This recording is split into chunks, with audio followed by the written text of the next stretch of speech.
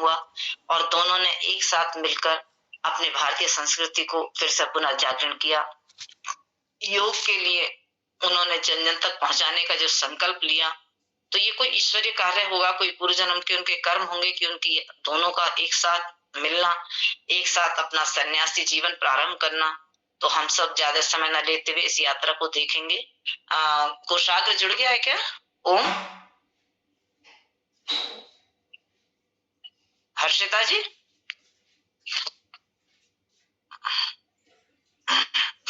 ज्योति, कुशाग्र से या महिला पतंजलि योग समिति से जुड़ा हुआ है क्या? दीदी मेरी समझ में तो वही होनी चाहिए, महिला पतंजलि योग समिति से। हाँ, ये महिला पतंजलि का जुड़ा हुआ तो है इस आईडी से।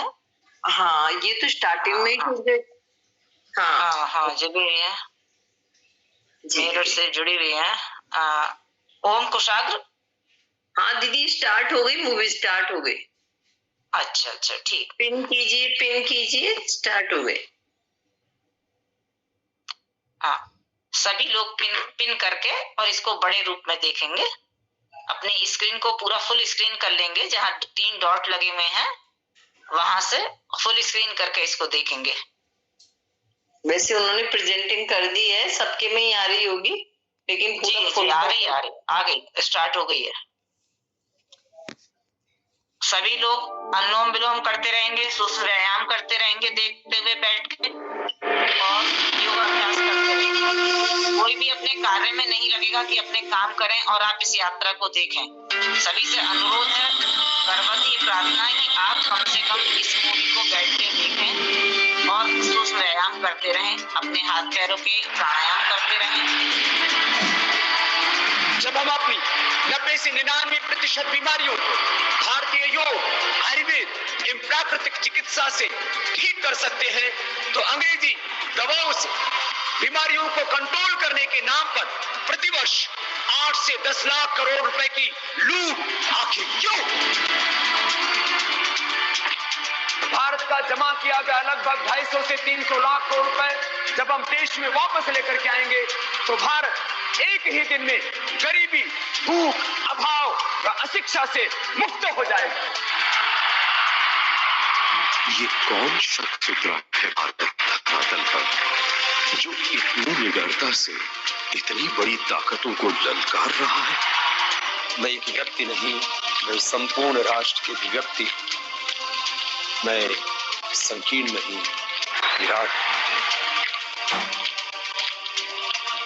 इतना प्रबल समाज सुधार का बीड़ा, इतनी तन्मयता, किस मिट्टी का बना है ये बाबा रामदेव? मेरी तन में ही मेरा वतन बसता है। मैं जो भी कर रहा था सब प्रभु की पूजा है। मेरा प्रभु सदा मुझ में है और मैं सदा प्रभु में। मैं सौभाग्यशाली हूँ कि मैंने इस ऋषिमुनियों की पवित्र भूमि पर जन्म लिया।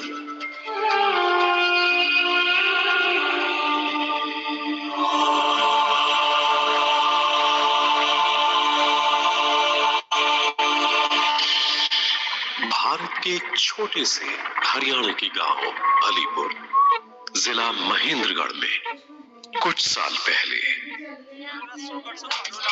एक साधारण संयुक्त परिवार में किसान राम निवास व मां गुलाब देवी के यहाँ एक ऐसे बच्चे ने जन्म लिया जो बचपन से ही परिश्रमी था। दिन भर वो पढ़ता या घर में बड़ों की सेवा करता या फिर खेतों में किसानी में हाथ बटाता। वो तो बिना माँ बाप के कहे ही सेकंड हैंड किताबें खरीद, टायर की चप्पल पहन अपने पे बचत करता, और अगर कहीं वो चप्पल टूट जाती तो उस पे कोई चिथड़ा बांध अपने ध्येय की ओर आगे बढ़ जाता। बचपन से ही स्वामी रामदेव को संघर्षों का सामना करना पड़ा। शिशु अवस्था में ही चेहरे को लकवा आ गया था। 6 साल की उम्र में गांव के तालाब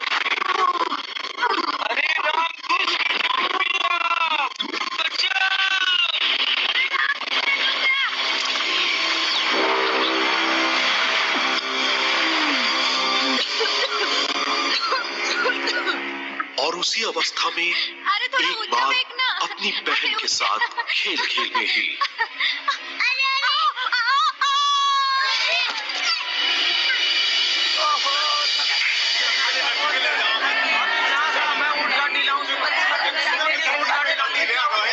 माथे पर बड़ा घाव आया, हाथों पर पैरों पर चोटें आई, पर हौसलों पर नहीं। आंगन में आ गया छत पर से, तो मेरे को तो ऐसा लग गया कि अब बच्चा बचेगा नहीं, तो फिर भगवान ने बचा लिया। उसकी माँ उसकी प्रेरणा थी, जो दिन भर परिश्रम करती थी, उत्साह और उमंग से, सहजता और सरलता से, और साथ में प्रेरणा थी भारत की अनेकों महान विभूतियों की। देश मेरे, देश मेरे,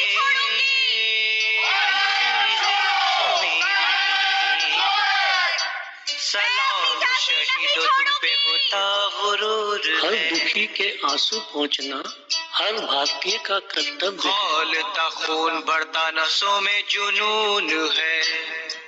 उसे उत्तेजित कर देती थी उनकी गाथाएं, और एक सवाल जो बालक रामदेव खुद अपने से पूछता।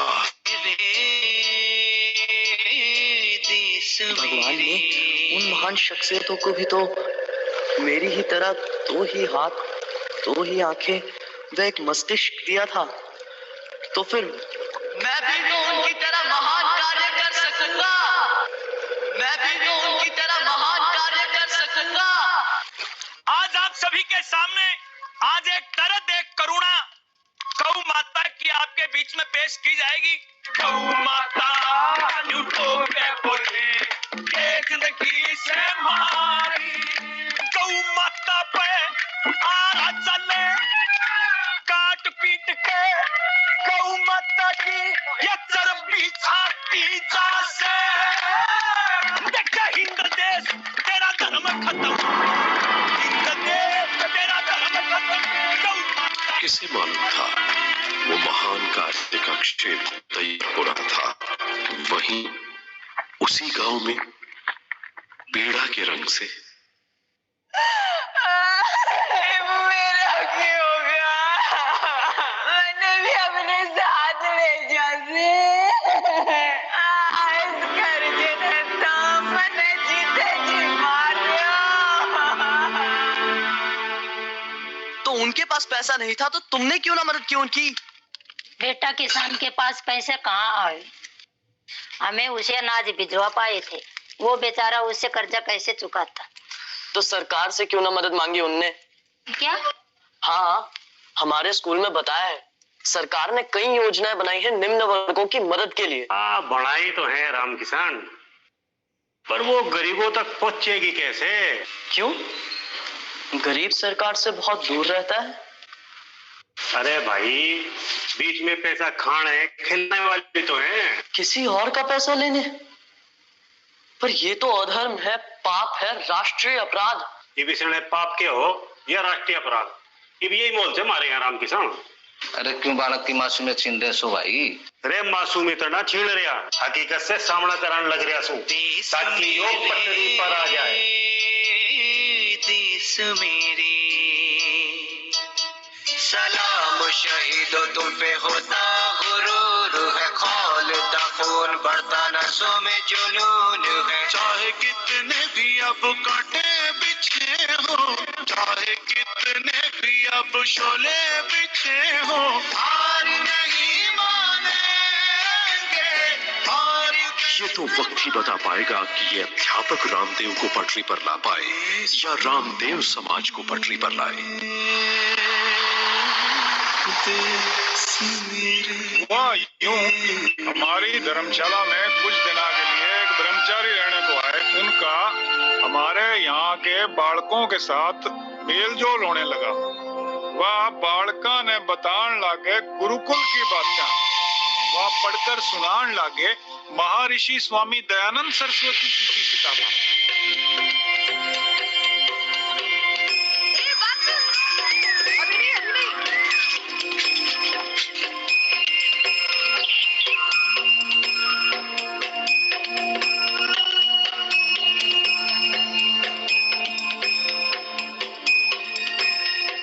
भारत की प्रगति तभी होगी जब यहाँ के लोग जातिवाद से मुक्त होंगे। भारतीयों को अंग्रेजों से भी आजाद होना है, और अंग्रेजियत से भी, और भारतीय कमजोरियों से भी, जैसे अंधविश्वास, नारी शोषण। रोटी खाना खा लो।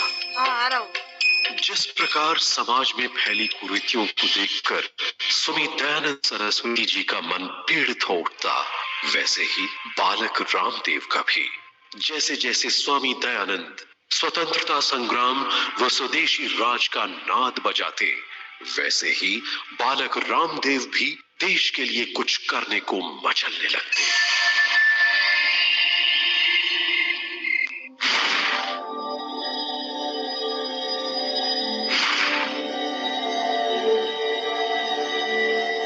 कहते हैं हम किताबों को नहीं ढूंढते, कुछ किताबें ही हमें ढूंढ लेती हैं। वही हुआ।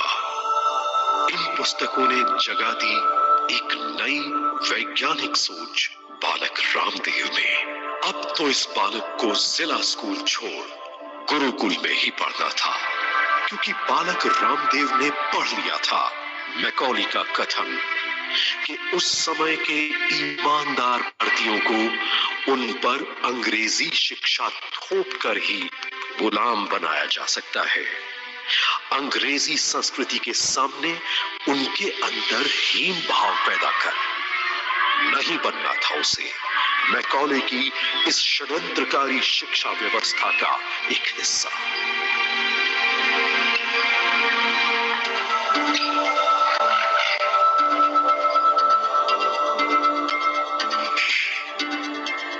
एक दिन वो माता पिता को बिना बताए घर से कुछ पैसे निकाल चल पड़ा गुरुकुल की तलाश में।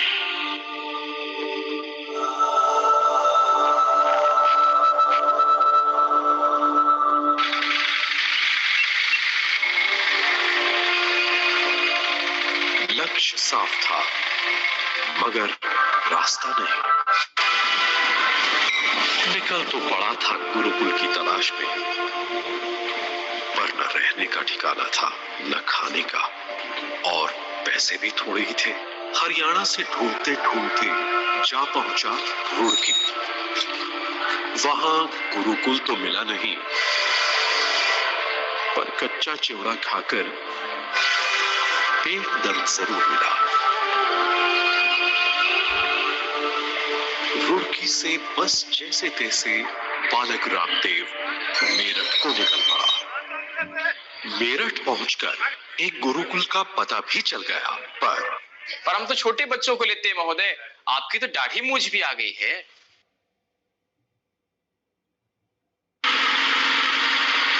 मेरठ से ढूंढते हुए वो जा पहुंचा कालबा गुरुकुल, पर हम तो बड़े विद्यार्थी को प्रवेश देते हैं। भाई मेरे, आपकी तो अभी दाढ़ी मूंछ भी नहीं आई।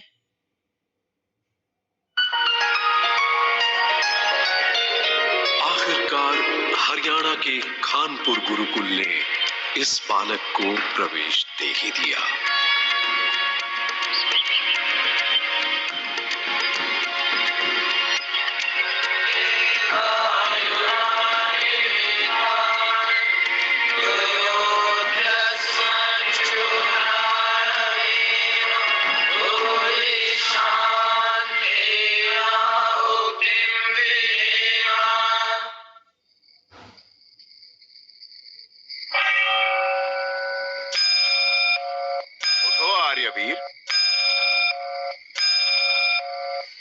यही तो समय है उठने का। फिर तो जुट गए बालक रामदेव गुरुकुल के कार्यकलाप में।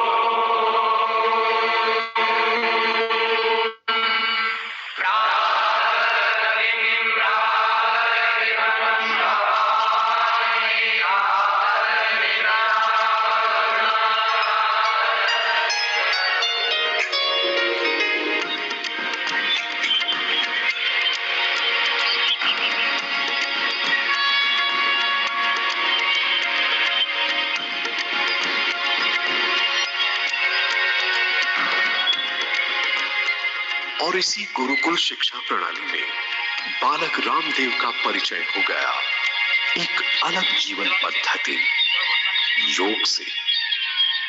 यही आगे चलकर इस बालक की पहचान बनने वाली थी।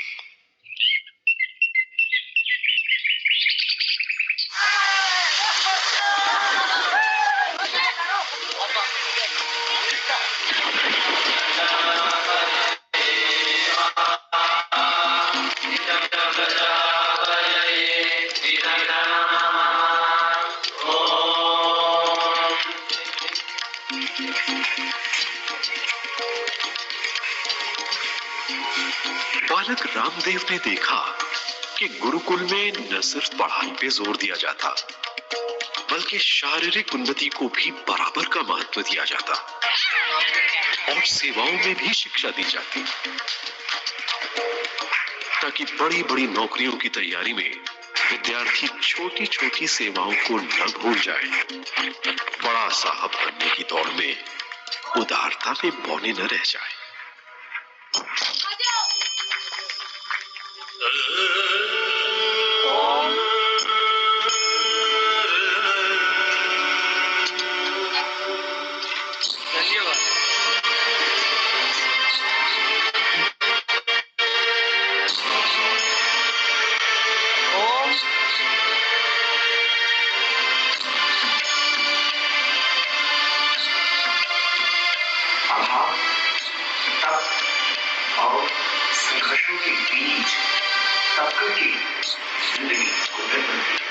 इसीलिए हमारी गुरुकुलीय शिक्षा प्रणाली में हमारे पूर्वज ऋषि मुनि विद्यार्थियों को अभाव, तप और संघर्षों की भट्ठी में तपाते थे, जिससे कि जिंदगी में वो संघर्षों के बीच और प्रतिकूलताओं के बीच सफलता के शिखर पर पहुंच सके। और मुझे तो तपस्वी भी बनना था। क्या हो गया ब्रह्मचारी? कुछ नहीं गुरुजी, सर्दी पर विजय पाने का प्रयत्न कर रहा हूँ। आपने कहा था ना, जो तपस्वी बनना चाहे उसे सर्दी व गर्मी सहन करने का अभ्यास करते रहना, बस वही कर रहा था। कैसा ग्रहणशील है मेरा ब्रह्मचारी, तुम्हारा संकल्प सदा पूर्ण हो। इसी खातर जन्मा था कहता ने कि तू घर छोड़ के भाग लिया? तने सुना नहीं? चल घर वापस। मैं पूछूं सू कि क्या बुराई थी उस स्कूल की पढ़ाई में? बहुत सी बापू। बस अपनी माँ का भी ख्याल नहीं आया था तने? बहुत है बापू, और आपका भी और परमेश्वर का भी। अरे ख्याल है तो मेरी गर्दन क्यों नीचे गिरा रहा है?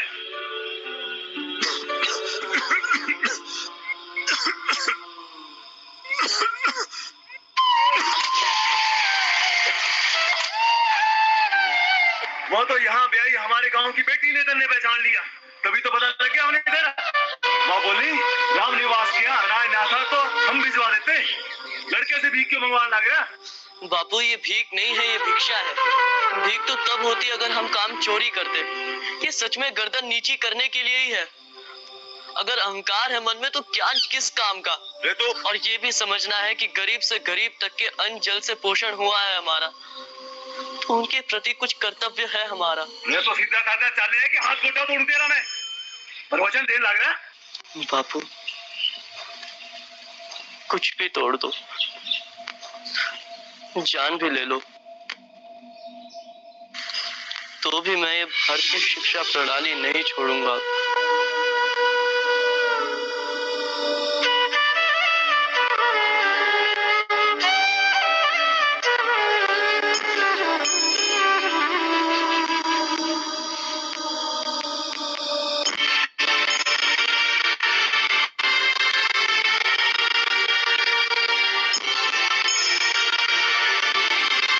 मैंने सोचा मैं ढूंढूं तो कहाँ ढूंढूं। फिर 15 दिन बाद में फिर मिलिया, तो फिर थोड़ी सी एक इमरा सी हुई, तो उन्हें बोला कि माँ मैं तो देश की खातिर अच्छा काम करूंगा, तू रोया मत करना, तू मेरे को आशीर्वाद दिए जा, मैं अच्छा काम करूंगा जो भी करूंगा। इसी प्रकार दिल्ली के गौतम नगर गुरुकुल में ऐसा ही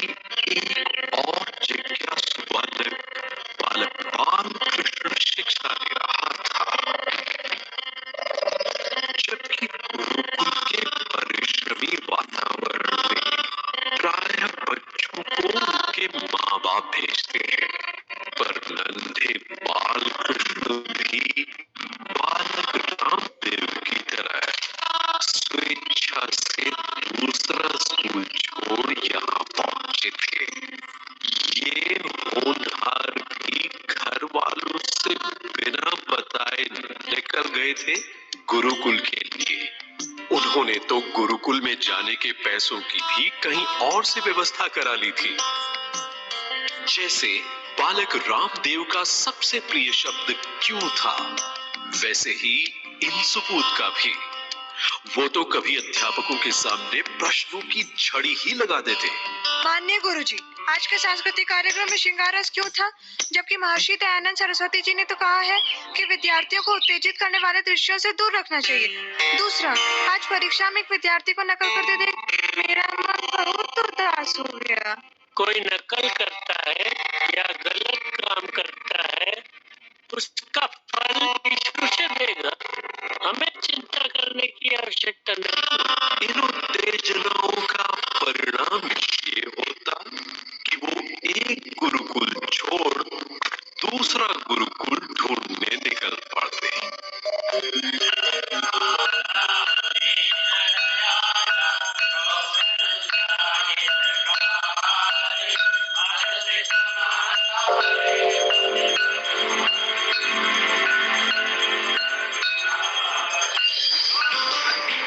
और ये खोज उनकी जारी रहती, जिसका एक लाभ ये हुआ कि उन्हें अलग अलग प्रणाली की सोच जानने को मिली।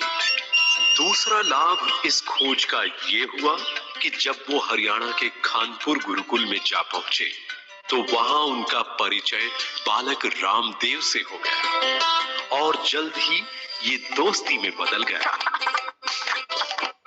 दादी, आप कितना परिश्रम करते हैं? आप कब से यहाँ हैं? बस जब से जिला स्कूल छोड़ा इसी गुरुकुल में हूँ। मेरी तो 3 बदलियां हो चुकी है। क्यों? मन स्थिर नहीं है? जब कुछ प्रश्नों के उत्तर नहीं मिलते तो मन अस्थिर हो जाता है, और अत्याचार दिखे तो भी मन अस्थिर हो जाता है। अन्याय को तो मैं बिल्कुल ही सहन नहीं कर पाता हूँ। नमस्ते दादी।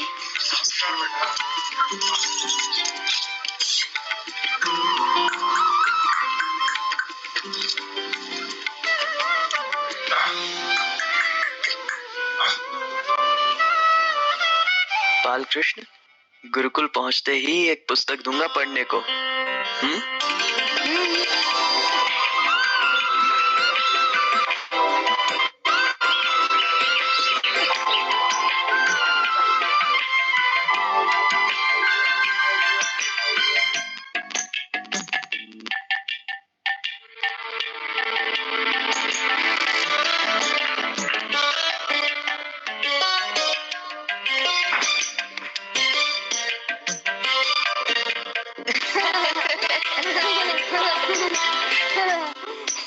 पता है, मैं तो इसे बांटता हूँ लोगों को, ताकि उन्हें अपने जीवन के सत्य के बारे में तो पता चले।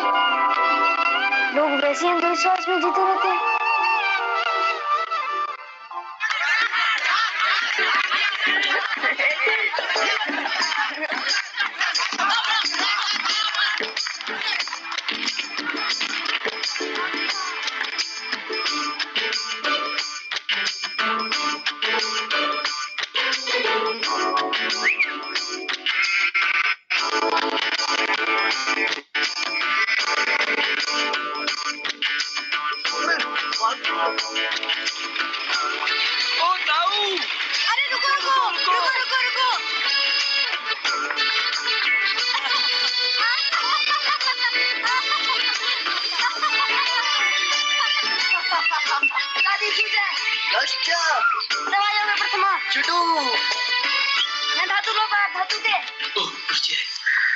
हाँ ब्रह्मचारी, तैयारी जोरों पर है? जी गुरुजी। सूत्रों की स्मृति तत्काल आनी चाहिए और उच्चारण भी शुद्ध होना चाहिए। ले सिच चरती तो माँ वेक वचने निष्ठा। भारतीय बालक और बालिकाओं की अष्टाध्यायी अंताक्षरी प्रतियोगिता में प्रथम पुरस्कार जाता है ठाकुर गुरुकुल के विद्यार्थी रामकृष्ण और बालकृष्ण को।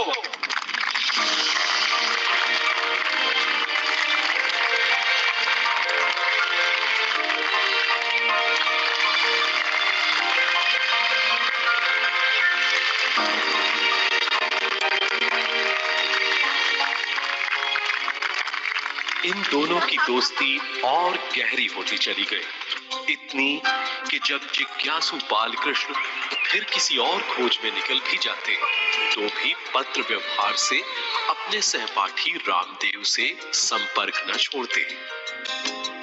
ये कोई पूर्व जन्मों का साथ था या कोई अधूरा कार्य जो इन दोनों को मिलकर पूरा करना था? वैसे उस वक्त ये मालूम कहा था, उस वक्त तो मन इधर उधर भी चला जाता। मुझे पता चल गया मुझे क्या बनना है। मैं दुनिया का सबसे तेज दाऊद है जिसको ये नाराज के। अरे वाह। और फिर कुछ ही पलों में ये मन हार भी जाता।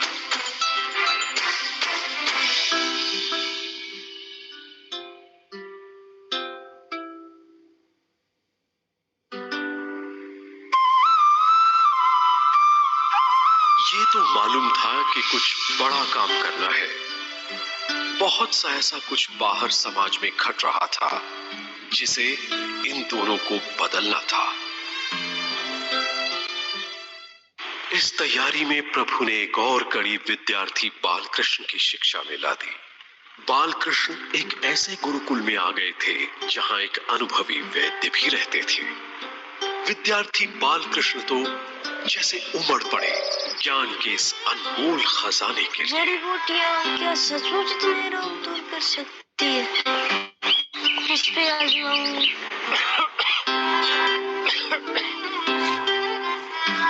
क्या वेदों का पाठ याद करने के लिए बैठाए हो और तुम यहाँ क्या कूट रहे हो? जी जड़ी बूटी आयुर्वेद तो वेदों का ही है ना गुरुजी।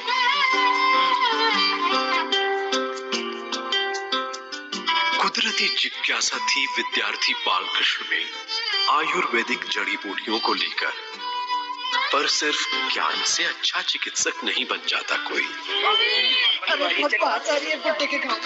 ये सीखने को मिला था बालकृष्ण को बनारस में अपने गुरु रघुनाथ आनंद अवधूत जी से।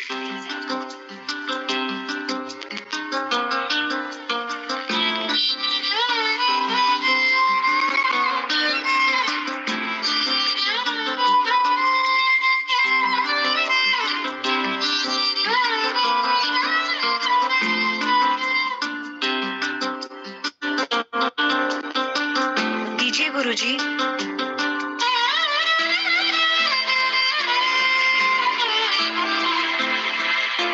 बस मुझे लगा जब गुरुजी ये काम कर सकते हैं तो मैं क्यों नहीं कर सकता। बस फिर करने लगा उन वृद्ध बाबा की सेवा। मेरे अंदर जो घिन आदि के भाव थे वो भी सब खत्म हो गए और सिर्फ रह गई कोरी सेवा। इतना कुछ सीखने को मिल रहा था इस गुरुकुल प्रणाली से, पर अफसोस है गुरुकुल शिक्षा प्रणाली के प्रति शहर के लोगों में ही नहीं, गांव के लोगों में भी भ्रम बना रहा। इसका कई बार मैं स्वयं गवाह रहा हूँ। देखो कितना सुथरा छोरा है यो, बेचारा मोटा ने फंसा लिया। मार होती होगी बेचारे की। गुमराह कर देंगे इसने, ये भी घने सख्त हो गए हैं। मैं तो मेरे छोरे ने क्लर्क बनाऊंगी, इसकी तरह को नहीं। मैं तो अंग्रेजी स्कूल में भेजूंगी, फिर पटर पटर करेगा वो अंग्रेजी में। मैं तो इनका जो भी भ्रम रहा हो भारतीय शिक्षा पद्धतियों के बारे में, पर बालकृष्ण और रामदेव का विश्वास इसी प्रणाली पर बना रहा। और इसी गुरुकुल प्रणाली से रामदेव ने अपने गुरु आचार्य प्रद्युम्न जी से महर्षि पाणिनि की व्याकरण की पहली अष्टाध्यायी याद कर ली।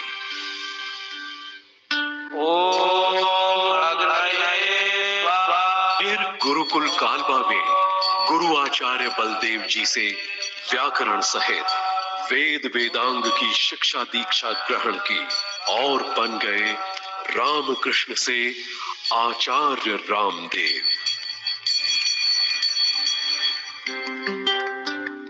उसके बाद भारतीय दर्शन, उपनिषद और वेदों के गहन अध्ययन के लिए आचार्य रामदेव देश के कई क्षेत्रों में गए। कभी दक्षिण के विद्वानों के पास, तो कभी सौराष्ट्र, तो कभी महाराष्ट्र के विद्वानों के पास। कई विरले योगियों से योग की बारीकियां समझी।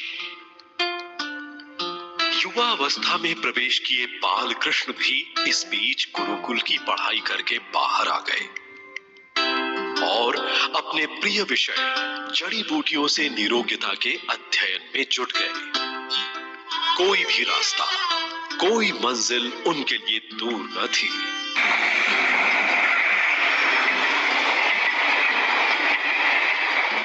जहां जिस रोग के इलाज के बारे में पता चलता, वे वहां पहुंच जाते। हिमालय पर बसे साधुओं से भूख और सर्दी को कम करने वाली जड़ी बूटियों का ज्ञान मिला, तो यहीं के वैद्यों से रोग और माइग्रेन ठीक करने वाली जड़ी बूटियों के बारे में पता चला। कई बार पारंपरिक ज्ञान ढूंढते गलत लोग भी मिले, पर ज्यादातर सीखने को ही मिला। वैसे ही आधुनिक विशेषज्ञ यानी बॉटनिस्ट से भी ज्ञान मिला और भेड़ बकरियां चराने वाले आदिवासियों से भी शिक्षा मिली अल्सर व चोट ठीक करने की। आचार्य रामदेव की यात्रा भी जारी थी, जीवन दर्शन व योग की। लेकिन इसी यात्रा में एक और हकीकत भी सामने आ रही थी, बढ़ता भ्रष्टाचार और देश में गिरते मूल्य। बचपन की पीड़ा सुलग गई। इस आत्मचिंतन का नतीजा ये हुआ कि आचार्य रामदेव ने एक गुरुकुल का संचालन करने की सोची और वे जा पहुंचे गुरुकुल किशनगढ़ घासेड़ा। योजना ये थी उनके मन में कि उन्हें अब गुरुकुल प्रणाली से कोई एक नहीं, कई चरित्रवान IAS, IPS ऑफिसर तैयार करने थे, जिनके जरिए वो भारतीय व्यवस्था के कायाकल्प का विचार बनाए थे। उधर देश भर में भ्रमण करते आयुर्वेद के ज्ञान से सशक्त हुए आचार्य बालकृष्ण ने इस प्रणाली को जन जन में फैलाने के लिए इसकी चर्चा अपने मित्र आचार्य रामदेव से की कि वे अब गुरुकुल से निकलकर बाहर की दुनिया को संबोधित करें। आचार्य रामदेव भी कुछ ऐसा ही सोच रहे थे।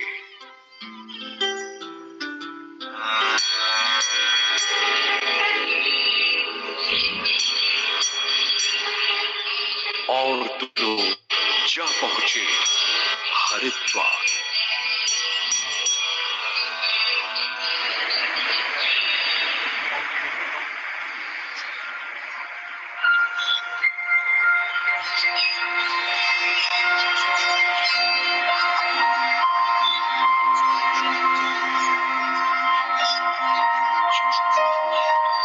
और यहां से ये दोनों सीधे उतर गए समाज सेवा में। अरे महाराज, ये क्या कर रहा है? ये हमारा काम है प्रभु, ये हमारा काम है। अपनी बस्ती में सफाई का आगे भी ख्याल रखना भाई। हाँ, अपनी बस्ती का ख्याल रखेंगे, सफाई से सही है। अरे महाराज, उधर वो माता जी का भी हाल पूछाते। जी चलिए। अरे जरा जल्दी जाओ, इन्हें रोको, मैं इनसे बात करना चाहता हूँ। प्रणाम महाराज, गुरुजी आए आपसे मिलने के लिए। हाँ बेटा। प्रणाम बाबा। प्रणाम। राम राम बाबा। अरे मेरे लिए भी बेटा। हाँ माँ, लाया हूँ आपके लिए भी दो। जीते रहो। प्रणाम महाराज जी। नमस्कार। नमस्कार महाराज जी प्रणाम। बहुत प्रसन्नता हो रही है तुम लोगों को मिल, बहुत प्रशंसा सुन रहा हूँ कई दिनों से तुम्हारी। यहाँ उन्हें मिला आमंत्रण श्री शंकर देव जी महाराज से उनके कृपालु बाग आश्रम को चलाने का। पर इस बीच तुम तो मेरे भगवान हो। देश के लोगों की गरीबी, अशिक्षा, अभाव व शोषण को देखकर उनका मन विचलित हो गया। ये दवाई ले लेना, आराम हो जाएगा। हाँ? और सरस्वती देवी कैसे हो? ठीक हो? राम राम महाराज। राम राम। हाँ, थोड़ा फायदा तो है आपकी दी दवाई से। बाकी फायदा तब होगा जब तुम्हारा आदमी तुम्हें दारू पी करके पीटना बंद कर देगा। वो ना सुनता मेरी। कहाँ है वो? यही ठेके पे पड़ा हुआ है। चलो हम ठीक करते हैं, हम उसको समझाते हैं। बहुत से परिवारों को इस शराब ने बर्बाद करके रख दिया महाराज। कौन हो? किस काम से आए हो? अरे भाई तुम्हारे काम से आए। तो फिर मेरे आदमी की भी छुड़ा दो दारू। हे भगवान, तुम्हारा आदमी भी दारू पीता है? हाँ। कहीं पत्नी की बेबसी देखी पति के हाथ, तो कहीं पति की दुर्दशा देखी दमनकारी तंत्र के हाथ। कहीं जाति प्रांत व भाषा के नाम पर देश में आग की लपटें दिखाई दी, तो कभी सांप्रदायिक दंगों में देश को धधकते देखा, तो कभी एक दूसरे के संप्रदाय को भी खरीदते देखा, धर्म फैलाने के लिए नहीं, अपने संप्रदाय को बढ़ाने के लिए। क्यों भाई, किस चीज की खुशी मनाई जा रही है? ये लोग अपना धर्म परिवर्तन करके जो आ रहे हैं। धर्म परिवर्तन क्यों? पिता जो है बहुत बीमार थे, फिर जो है बाहर वाले लोग हैं ये आए और उन्होंने उनकी खूब सेवा की, मतलब दवा, घर खर्च सब, और फिर जो है उन्हें बताए अपना धर्म परिवर्तन कर देने के फायदे।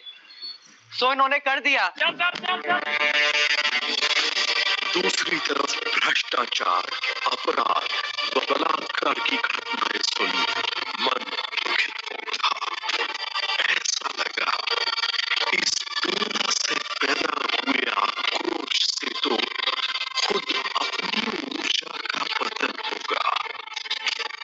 जब इतने सारे मुद्दों पे हल्ला बोल रहा है, तो प्रथम आत्मशक्ति का संचय करना होगा और उनको जगाने से पहले खुद को जगाना होगा।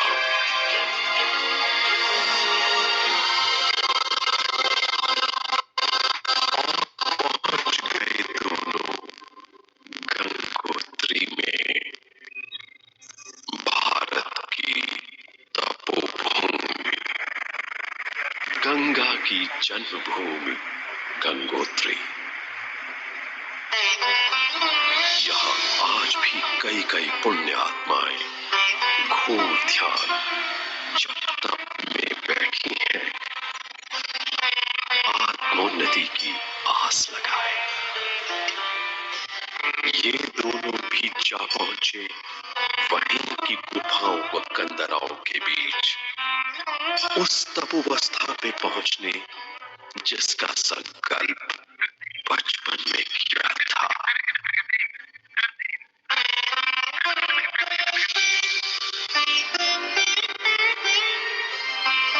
अज्ञात में उतरकर ज्ञान को पाने, क्योंकि निर्विचार स्थिति में पहुंचकर ही दिव्य विचार का अवतरण होगा। स्वयं पर स्वयं की जीत होगी, क्योंकि जो प्रज्ञावान होकर इंद्रियों से, भोग वासनाओं से आगे निकलकर सदाचार, सत्य, संयम रूपी योग मार्ग पर चलेगा, वही तो अपनी मंजिल पाएगा। वैसे भी इंद्रियों पर नियंत्रण और अध्यात्म की भूख, यह बचपन से ही मेरे हृदय में थी, और वह भी तब जब मैं 9-10 वर्ष का था।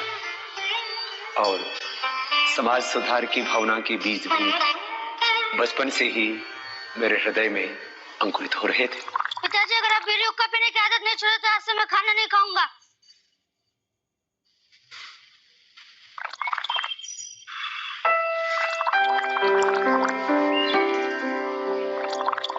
रे दद्दू रे पप्पू रे राजेश, रे मेरी माँ सद रही है, सब लोग खाने वास्ते आ जाओ। खाना देना टाइम को भूखा मार दीजिए, अमेरिका खाना खाता है हमको भूखा मार दीजिए मान को।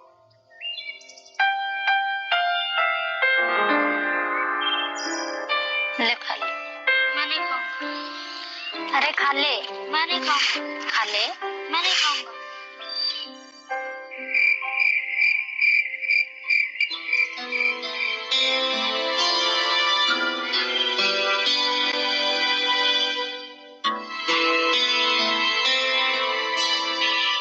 इस पूर्णमासी को बाबा बख्शीदास जी के मंदिर में सत्संग के दिन छोड़ दूंगा हुक्का और बीड़ी। अब तो खाना खा ले बेटा। अब तो खाना खाएगा, सुबह से माँ अपना खाने से। ले खा ले। बच्चा खाना नहीं खाता तो माँ के दिल में कुछ कुछ होता है बेटा।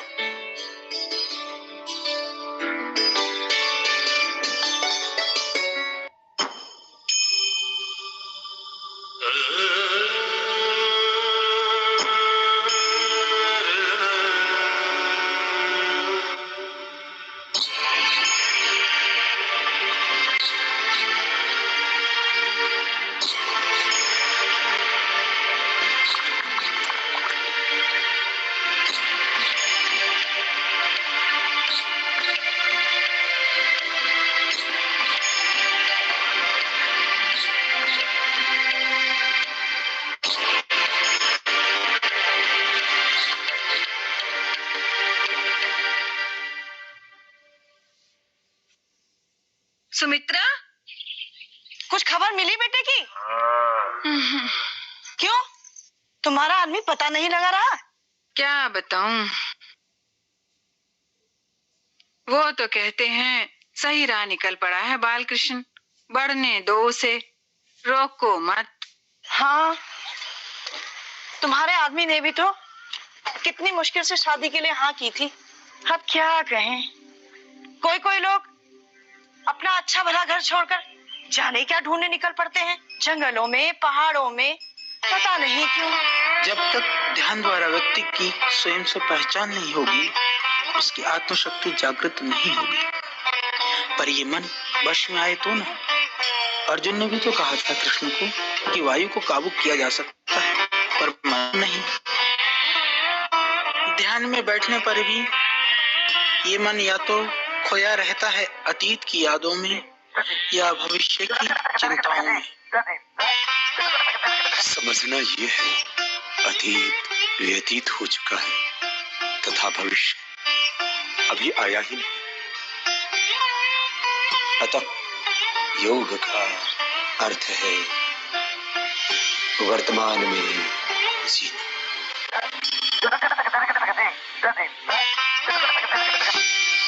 और वर्तमान में जीना जीवन को उत्सव बनाना है।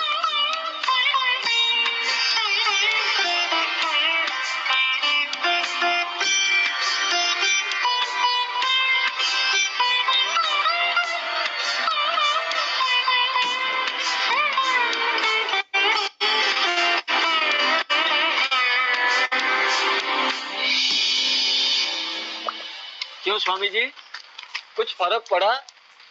ये बालकृष्ण जी जब सेवा करते हैं बहुत फायदा होता है। देखना बालकृष्ण, एक दिन तुम बहुत बड़े वैद्य बनोगे। मन के पार जाने से ही व्यक्ति अपने अस्तित्व से जुड़ता है।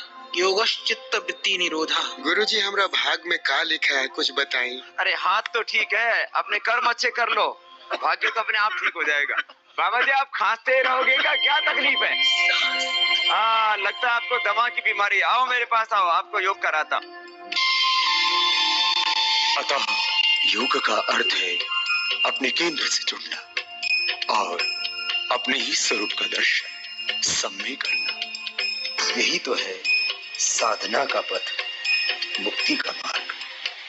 प्रभु दर्शन के एक एक क्षण, एक एक कण में अभीप्सा, तितिक्षा, जिज्ञासा, प्यास, भूख, विरह, मुमुक्षा, जीवन में आने वाले समस्त दोष, काम, क्रोध, लोभ, मोह, अहंकार आदि क्लेशों व समस्त अशुभ का त्याग करते हुए भगवान के प्रति समग्र समर्पण, अनकंडीशनल सर्विस, इनसे ही है मुक्ति को तृप्ति।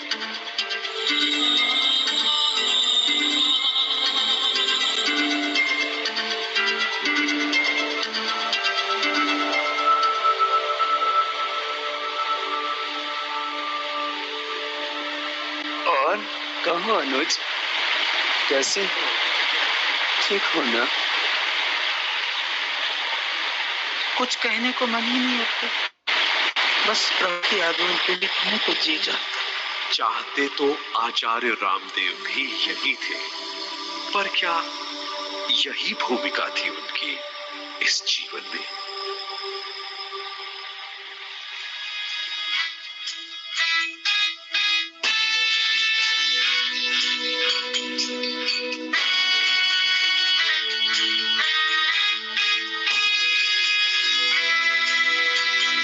आंधियों में भी दिया जलाएंगे हम,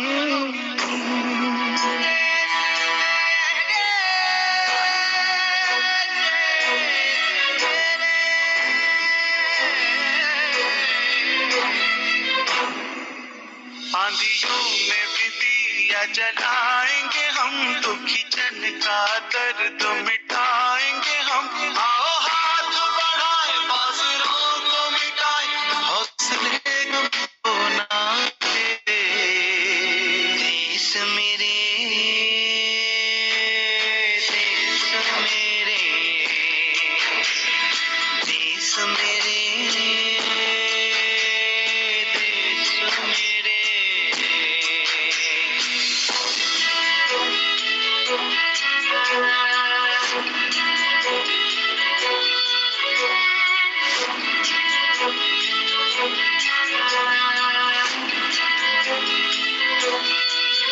जो कहते थे रोशनी लाएंगे हम, जो कहते थे रोशनी लाएंगे हम, कोने कोने से अंधेरे मिटाएंगे हम। ओके मोह में अंधे करके काले धंधे, सूरज को निकल गए तेरे। देश मेरे, ओम मेहता जी, बालकृष्ण, मैंने कुछ सोचा। भैया, बात तो करनी पड़ेगी और कुछ करना भी पड़ेगा। आचार्य रामदेव को लगा आत्म स्वरूप में आ जाने से जो ऊर्जा प्रकट हुई है उन दोनों में, अब उन्हें इस ऊर्जा, इस बोध को वापस समाज में लगाना होगा, क्योंकि मां भारती पुकार रही है अब उन्हें इस बार कुछ अलग करने के लिए। उन्हें लगा आगे की आध्यात्मिक यात्रा अब इन सेवाओं के साथ साथ करनी।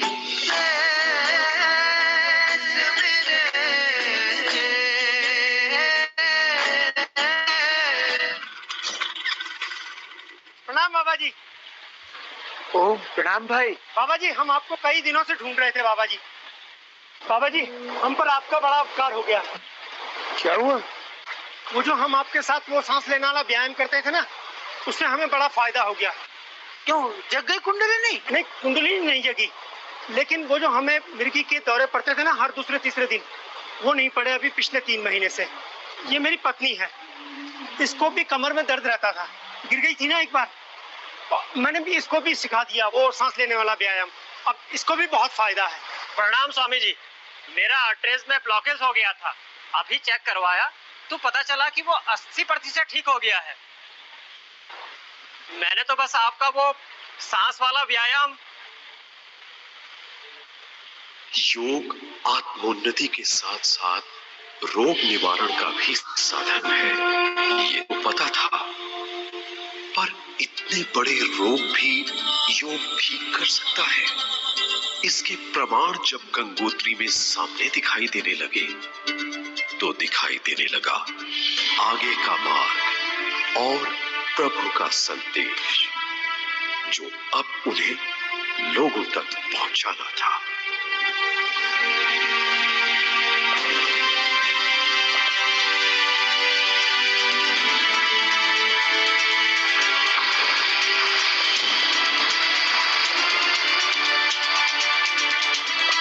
हे प्रभु, हे मां गंगे, हम तेरे पुत्र आज ये दृढ़ संकल्प लेते हैं कि हम अब अपना संपूर्ण जीवन लोगों को निरोग बनाने में ही लगाएंगे। वे भारत को स्वस्थ, समृद्ध व चरित्रवान बनाएंगे तथा अपने पूर्वजों की संस्कृति के प्रति लोगों को जागरूक व गौरवान बनाएंगे, ताकि आगे चलकर फिर कोई उन्हें भ्रमित न कर सके। ये वादा है हमारा जननी मां भारती तुझसे।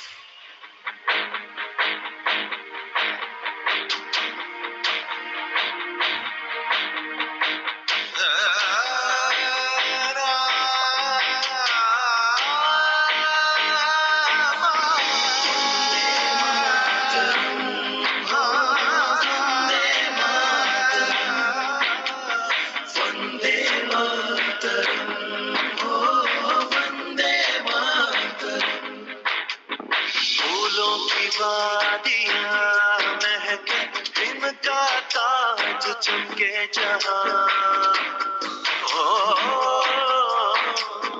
वेद पुराण का जाप जहां, का हो जहां, इतने संत फकीर कहाँ, ऐसी जन्नत और कहाँ, सभ्यता का संगम। आज आपके पास प्राणायाम करने का समय है, अपने ऊपर प्राणायाम करते रहिए, देखिए क्या फर्क पड़ता है। सभी लोग प्राणायाम करते रहे।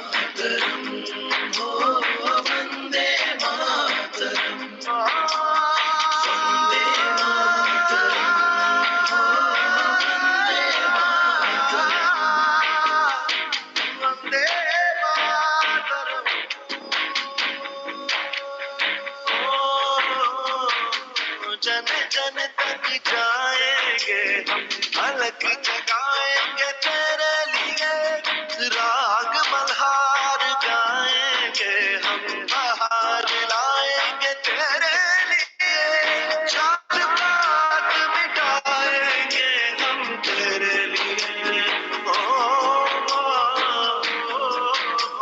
संजीवनी लाने चले हैं हम, श्रवण तेरे लिए, जिएंगे मरेंगे तेरे लिए।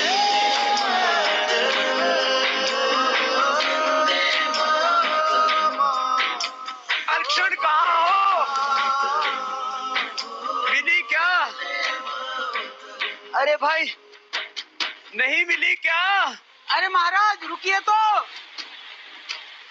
जी महाराज मिली मिली तो चले। पर ये प्रणाम महाराज, ये स्वामी जी भी मिले।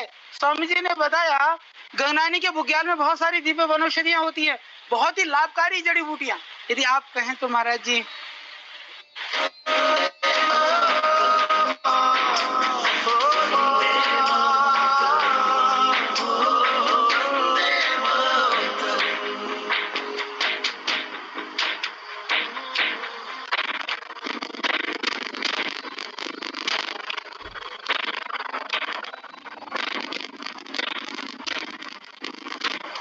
प्रणाम महाराज। महाराज जी प्रणाम। महाराज जी कहाँ से आ रहे हैं? महाराज जी कहाँ जा रहे हैं? हरिओम तत्सत, बाकी सब गपशप। उतर तो रहे थे मैदान में, पर मन कहीं वहीं हिमालय में छूट रहा था।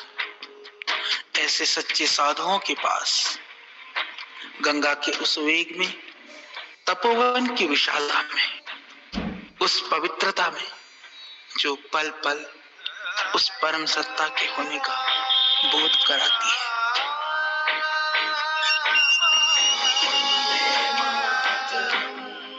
आ गए।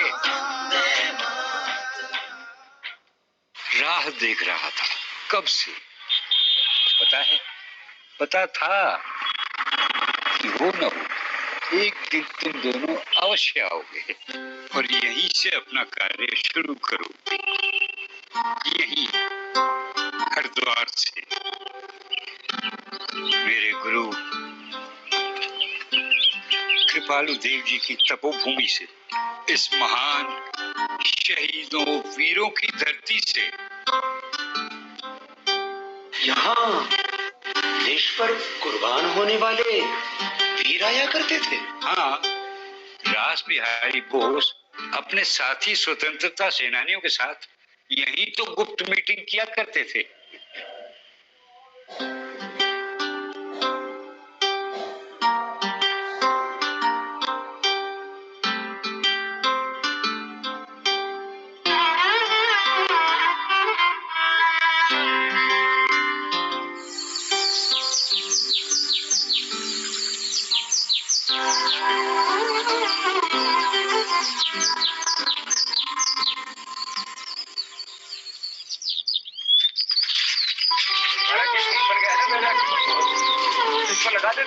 यहीं से स्वामी शंकर देव जी के सहयोग से व सहयोगी स्वामी मुक्तानंद, स्वामी कर्मवीर व अन्य बंधुओं के साथ मिलकर सन 1995 में दिव्य योग मंदिर ट्रस्ट की स्थापना की गई।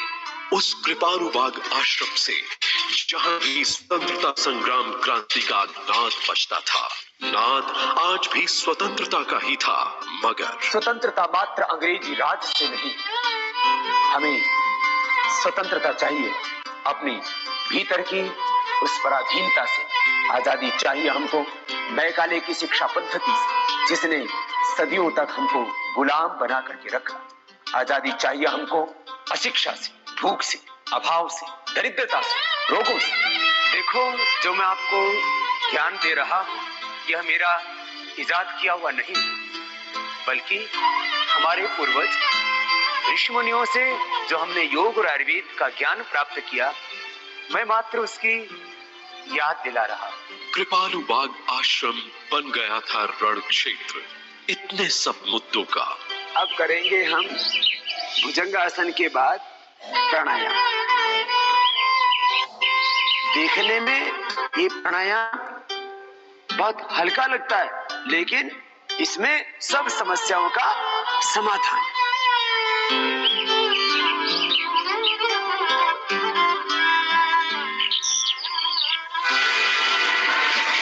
गुरुकुल के पढ़े हुए संस्कृत पढ़ाने के अलावा कर ही क्या सकते हैं।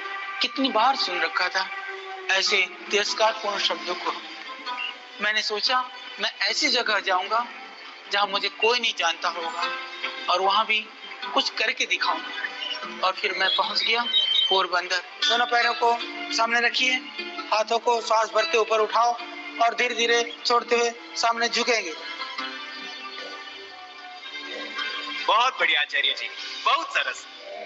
એવું છે કે ભાઈઓ અને બહેનો, આચાર્યજી આપણને યોગ તો શીખવાડી રહ્યા છે, પણ એ પછી ફ્રી, એકદમ ફ્રી છે। તમારી ટ્રીટમેન્ટ પણ કરશે। जिनको भी कोई रोग है, ક્યાંય ન જાઓ, આચાર્યજી ને बताओ।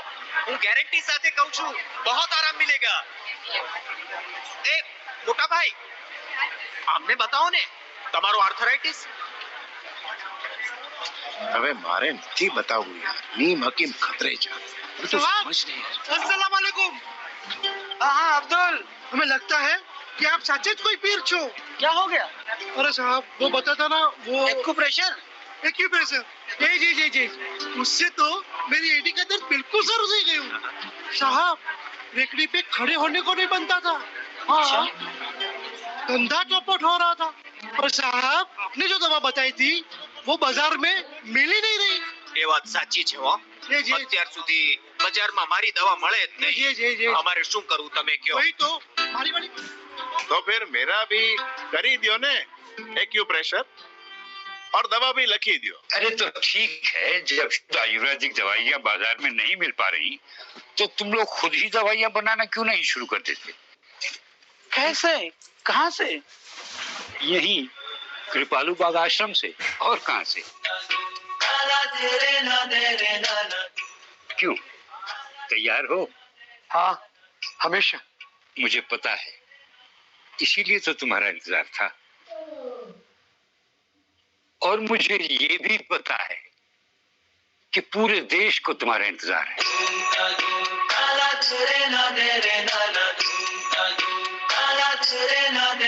तू चलता चल हर पल, तू बढ़ता चल हर पल,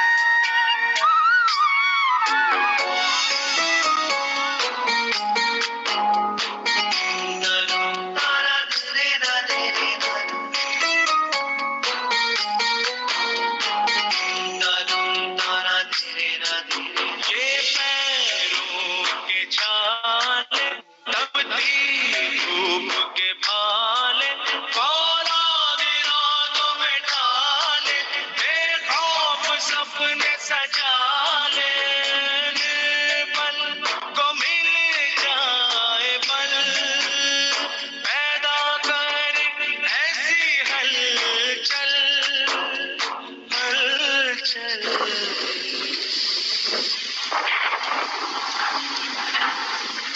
अरे भाई बालकृष्ण, ये किराया का बिना तो वापस कर दे, नहीं तो पता लगा 10 रुपए किराया और चढ़ जाएगा। अच्छा भ्राता जी, साइकिल पे रख के लौटाते हैं।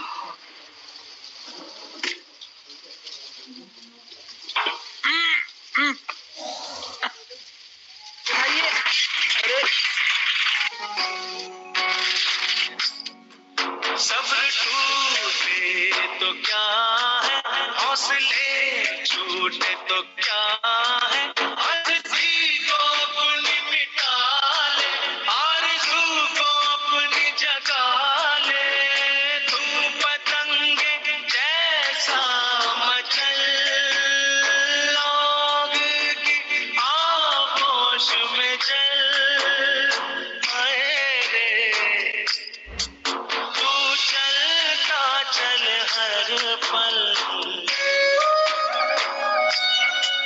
तू बढ़ता चल। क्षमा करना महाराज जी, आज कुछ ज्यादा ही तेज हो गया पानी का बहाव। वह पथ क्या पथिक कुशलता क्या, जिस पथ में बिखरे शूल न हो, नाविक की धैर्य परीक्षा क्या, जब धारा ही प्रतिकूल न हो। महाराज जी, वाह वाह, क्या क्या किया, आपने तो हमारा धीरज बढ़ा दिया। को छूता तू चल,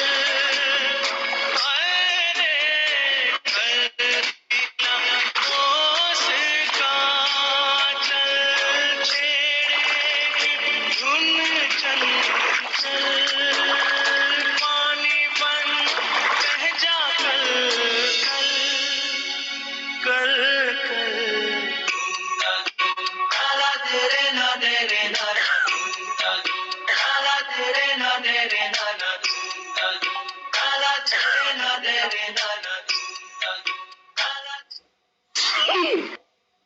राधा जी, आप अपना भी तो ध्यान रखा करो, ये दवाई ले लो।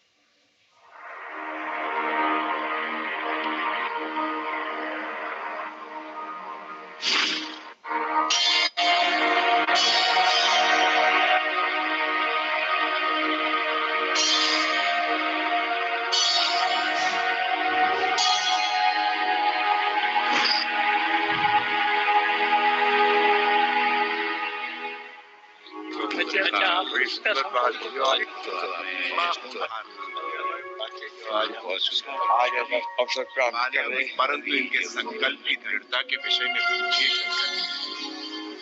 सोच लो आचार्य रामदेव, ये संकल्प आसान नहीं है निभाना।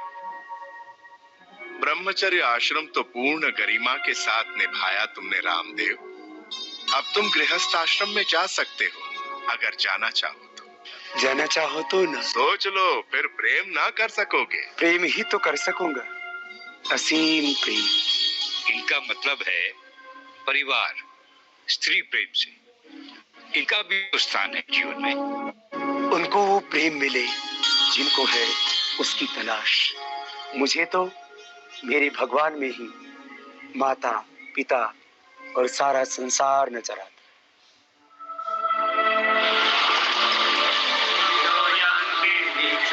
तपसा सह अग्निर्माता तृणयतु अग्निर्मेधां दधातु मे अग्नये स्वाहा। ओम भूः संन्यस्तं मया स्वाहा। अब स्वामी रामदेव जी संन्यास धर्म का संकल्प लेंगे।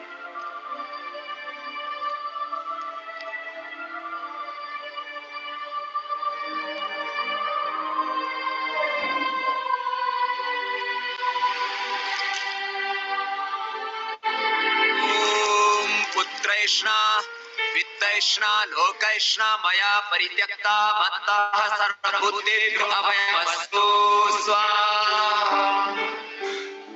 मैं आज से पुत्र वैशिष्य आदि के मोह से ऊपर उठकर अपने संन्यास धर्म का पालन करूं। मैं धन के प्रलोभन से मुक्त रहकर मुझको प्राप्त आर्थिक व आध्यात्मिक सामर्थ्य को भगवान की प्रसन्नता व लोक कल्याण के लिए करूंगा। मैं मान प्रतिष्ठा की इच्छा का त्याग करके अनासक्त होकर अपना कर्म करूंगा। मैं आज से सब प्राणियों को अभय दान प्रदान करता हूं।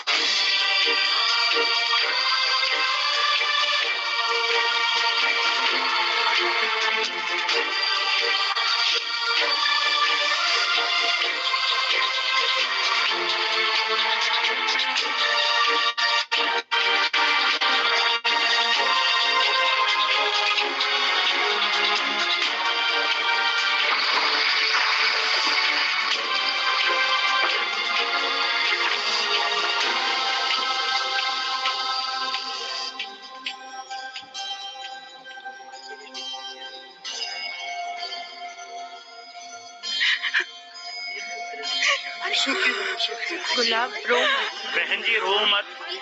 आपने अपना पुत्र स्वामी रामदेव विश्व को अर्पित कर दिया है और उनका तो जन्म ही विश्व कल्याण के लिए हुआ है। उस वक्त तो लगा कि ऐसा बेटा जो संन्यास ले ले, यो मेरा तो बहुत ही विद्वान बेटा था, बहुत पढ़ा करता, मैं तो न जानू मेरे लिए कुछ करेगा। तो अब तो देश की खातिर सब कुछ कर रहा है। भारत माता की जय! भारत माता की जय! पापा देख मारू हाँ भाई। ए? ओ महाराज कहाँ बैठते बड़े वैद्य जी? तो वहाँ बैठते हैं उधर। अरे छेड़ मत इसे। बेटा चुप बैठो, बड़े डॉक्टर आने वाले हैं। चुप रहो, देखते नहीं पापा के गर्दन में दर्द है। अरे संभालो इन्हें, कुछ तोड़ ताड़ देंगे। क्या कभी यहाँ दर्द, कभी यहाँ दर्द, कभी यहाँ दर्द। अब तुझे कमा के खिलाने के लिए तो दर्द हुआ है और तू है कि चाहिए तो बताती नहीं बाप से कैसे बात करते हैं। बेटा पापा से अच्छे से बात करते हैं। और उसे नहीं है पापा। तुम इधर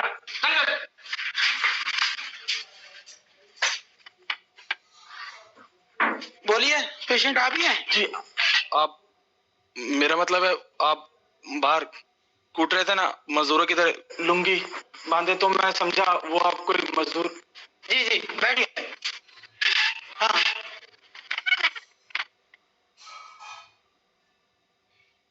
ये नहीं, पैसा नहीं, आप नाटे दिखाइए जरा। इधर इधर इधर बैठिए।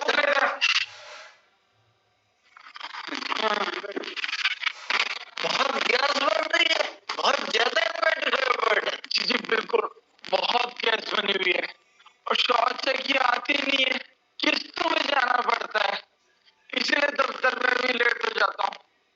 और ये गर्दन इतनी कट चुकी है कि नीचे आती नहीं है। देखिए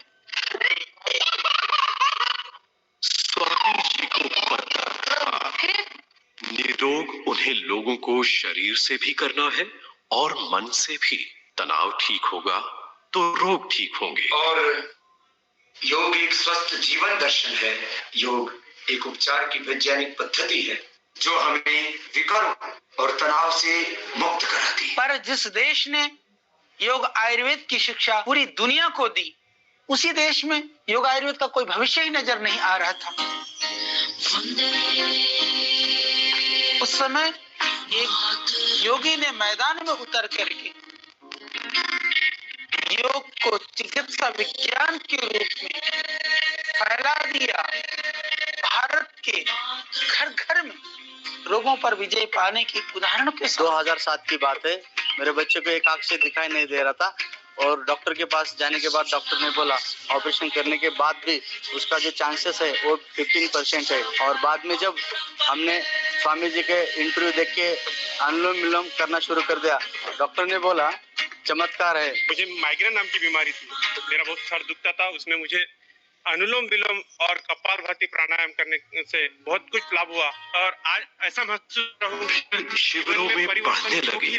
मीडिया का रोल था इसमें। टीवी सेट्स के सामने पार्क्स में लोग दिखने लगे, प्राणायाम करते, रोगों से जूझते। लोगों में उम्मीद जग गई थी, इतना सरल उपाय हो सकता है निरोगी रहने का। मैं थायराइड के लिए एल्ट्रोक्सिन टैबलेट और प्रेलोड टैबलेट लेता था और डॉक्टर ने कहा था जब तक जियोगे जब तक लेनी पड़ेगी। और मैंने 14 साल तक गोलियां ली थी कंटिन्यू। पिछले 5 साल से मेरी गोलियां छूट गई, मेरा गुस्सा शांत हो गया, मेरे स्वभाव में परिवर्तन हो गया और प्राणायाम से मेरे को बहुत लाभ हुआ। लाखों लोग जुड़ने लगे और लाखों ने दान दिया। 2005 के अंत तक माने दिसंबर तक हमारी पूरी तरह से शराब छूट गई। आयुर्वेद की गोली खाई मैंने, 1 महीने में मेरी शुगर जो है कंट्रोल हो गई। और चश्मा सबसे पुराना हमारा रोग जो है वो उतर गया चश्मा। बहुत बहुत प्रणाम आपको। भारत को भारतीयता ने मिलवाया, उनमें आत्म स्वाभिमान जगाया। दिव्य योग मंदिर ट्रस्ट के रूप में स्थापित ये पौधा 10 सालों में लोगों के सहयोग से भव्य पतंजलि योग पीठ के रूप में स्थापित हो गया।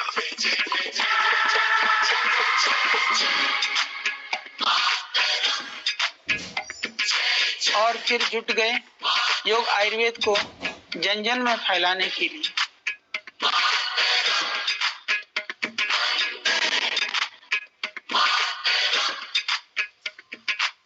आयुर्वेद रोग प्रशिक्षण नाड़ी से तो है ही यहाँ, साथ में आधुनिक मशीनों से भी है।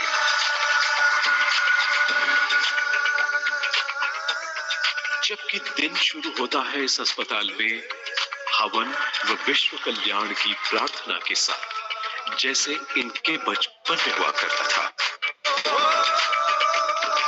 इन योग स्थलों का उद्घाटन इन्होंने अपनी अपनी माता गुलाब देवी व सुमित्रा देवी से करवाया।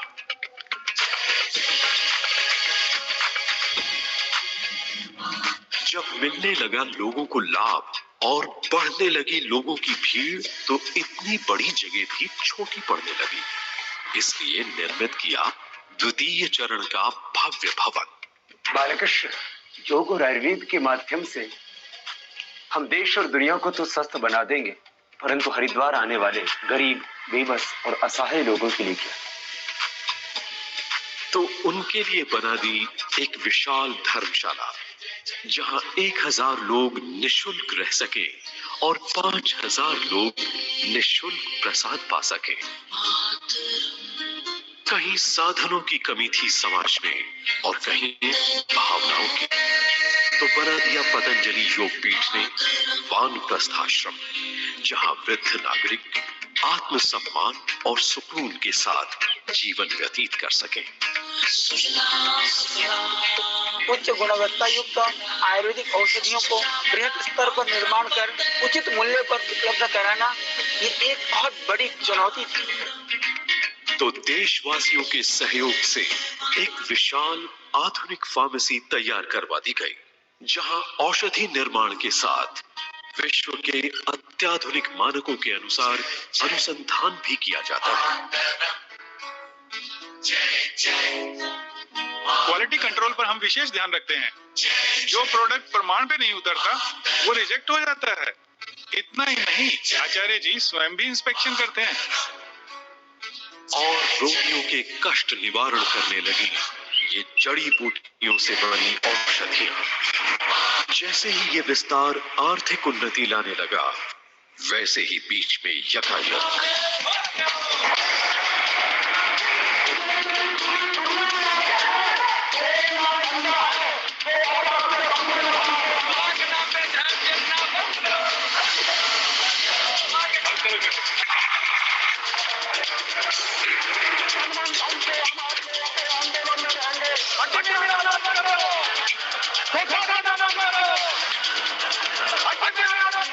आरोप ये लगाया उस माननीय बहन ने कि स्वामी रामदेव दवाओं के अंदर आदमी की खोपड़ी मिलाकर के अनैतिक काम कर रहे हैं और देश के लोगों को धोखा दे रहे हैं।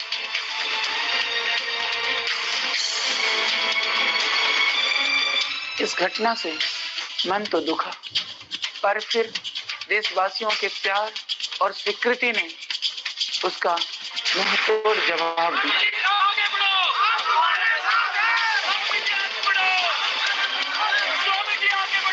कुछ नहीं, ये एक षड्यंत्र है संस्था को बदनाम करने के लिए, योग और आयुर्वेद की गति को विराम देने के लिए, जो स्वामी जी और आचार्य जी इतनी तन्मयता से फैला रहे हैं। इसके अलावा और कुछ नहीं। उत्तरांचल सरकार ने जो नमूने आश्रम की औषधियों से लिए थे, उसमें दवाओं में हड्डियां और मानव की खोपड़ी का नामो निशान कहीं नहीं मिला।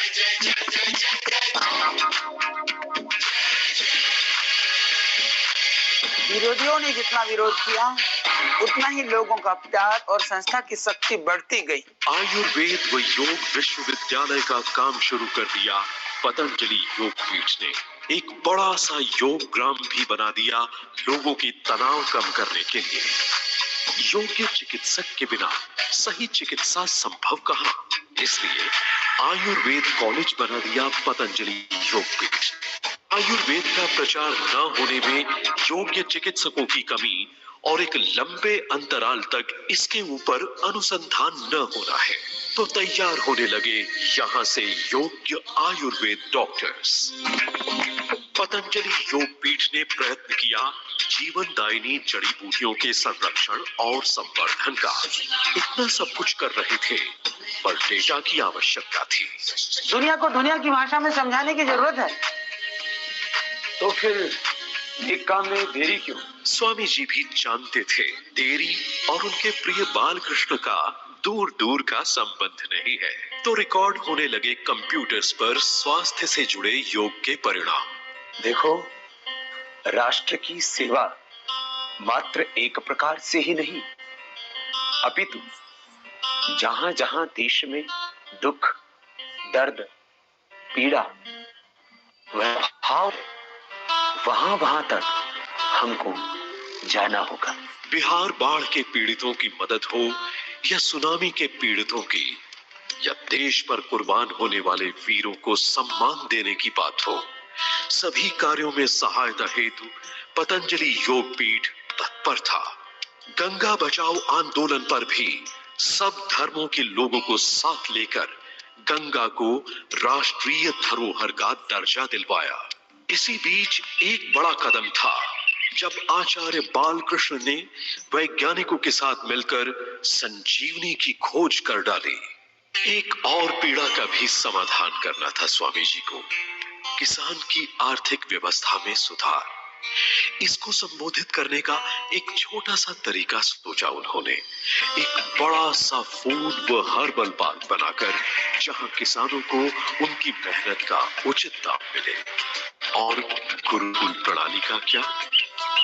जिस गुरुकुल की शिक्षा पद्धति ने विषमताओं में भी अविचलित रहकर पुरुषार्थ व सेवा करना सिखाया, उस गुरुकुल शिक्षा प्रणाली के प्रति लोगों को जागरूक करके बच्चों को प्रेरित करना था।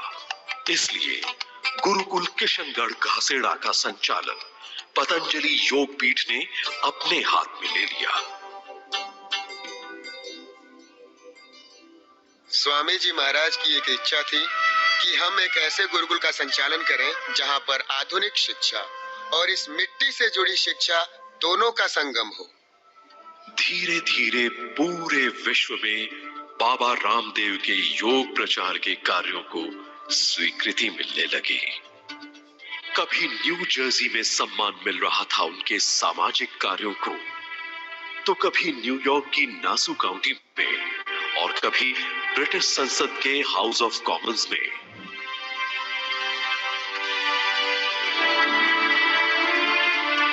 स्कॉटलैंड में तो एक पूरे द्वीप पर उन्होंने भारतीय योग व आयुर्वेद की गतिविधियों को स्थापित कर योग संस्कृति का झंडा गाड़ दिया।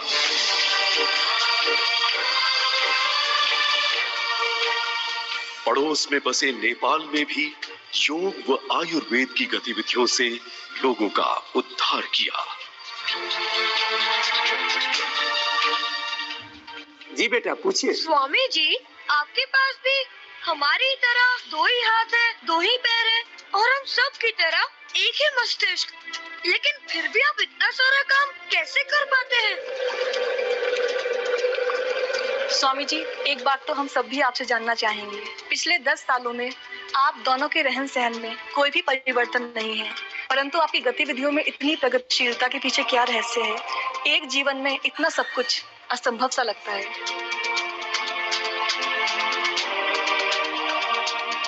देखो बेटा, असंभव को संभव करने का अपार सामर्थ्य, क्षमता, शक्ति एवं ऊर्जा तुम्हारे ही भीतर है। बस समय का सम्मान करो। 6 घंटा नींद के लिए 1 घंटा योगाभ्यास, 1 घंटा नित्य कर्म और 2 घंटा परिवार को देते हुए 14 घंटा बिना रुके निरंतर परिश्रम करो।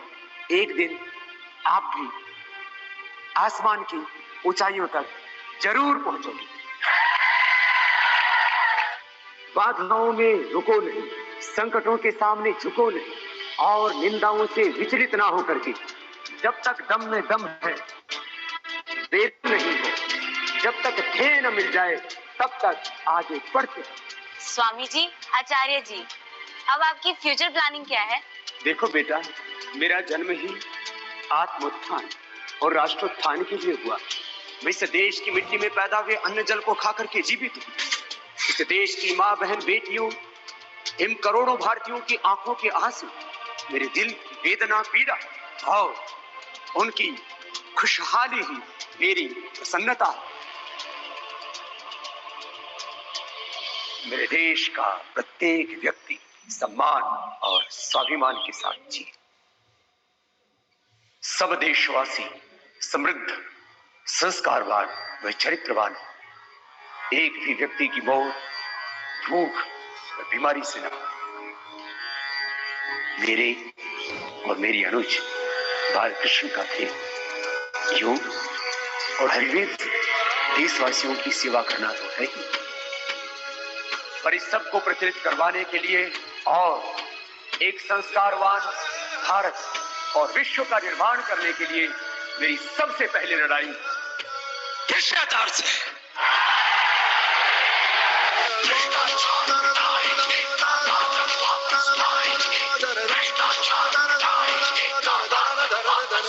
सपनों का भारत हम बनाएंगे, उमंग नहीं हम जगाएंगे। हम अपनी पूरी ताकत भ्रष्ट व्यवस्थाओं एवं भ्रष्टाचार को खत्म करने में लगाएंगे और भ्रष्टाचार करके लूटा हुआ देश का लगभग देश में वापस लाएंगे और एक ही दिन में भारत को गरीबी, भूख, अभाव एवं अशिक्षा से मुक्त बनाएंगे। शासन रास्ता रोके, चाहे खाकी दे हमें चोटे, आंखों में आंखें डाले, सीने पे लाठी रोके। ओ व्यवस्था ये बदलेंगे, जान इसमें नहीं भूकेंगे,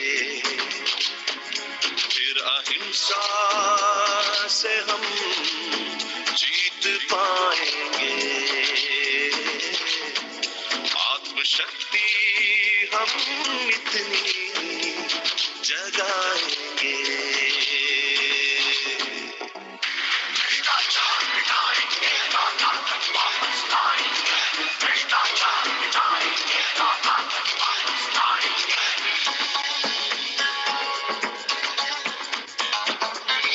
गांव में जाएंगे, सोचे नहीं फैलाएंगे, गांव में जाएंगे, सोचे नहीं फैलाएंगे।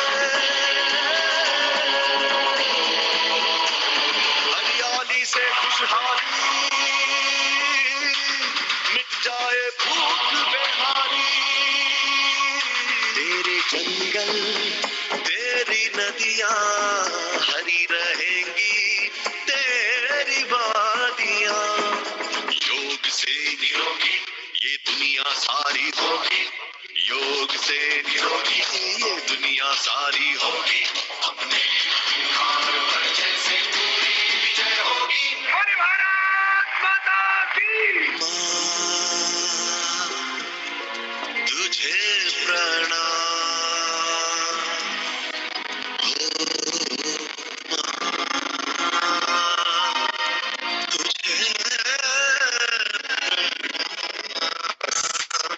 लोगों को जगाओ, जागो और जगाओ, यही है हमारा अध्याय। न जीवन से पलायन, न मौत का गम, हमें रहना है सदा सम, यही योग है।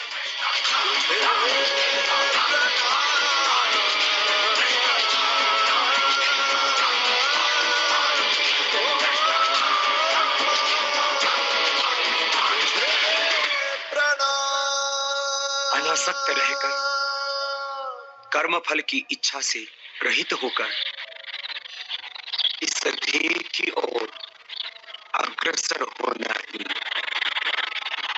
हमारा लक्ष्य। स्वामी जी, इस रास्ते में कोई डर?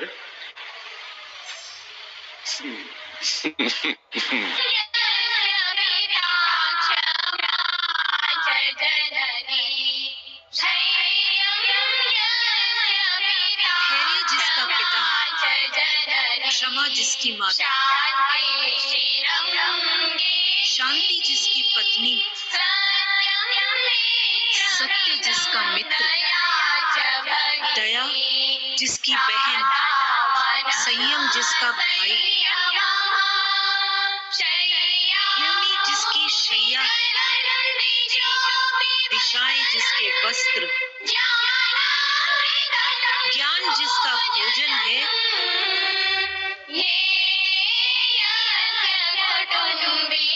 ऐसे कुटुंब वाले योगी इंसान को क्या किसी का डर?